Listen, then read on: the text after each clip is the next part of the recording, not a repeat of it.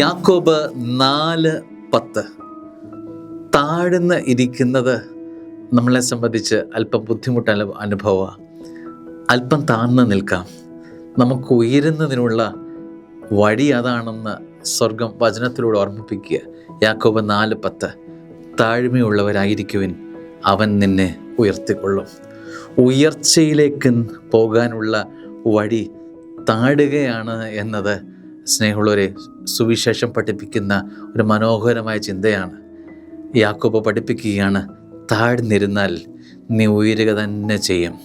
ഉയരുന്നതിന് വേണ്ടി വഴികൾ വെട്ടി മറ്റുള്ളവരെ താഴ്ത്തി വകഞ്ഞു മാറ്റി മുൻപിലേക്ക് കുതിച്ചു കയറേണ്ടതില്ല. നീ പിന്മാറി അകന്ന് താഴ്ന്നു നിന്നാൽ ദൈവം നിന്നെ തക്ക സമയത്ത് ഉയർത്തുന്ന അനുഭവങ്ങൾ നിനക്ക് സ്വന്തമായി കാണാൻ പറ്റും. ഇത്ര വലിയൊരു വചനമാണ്.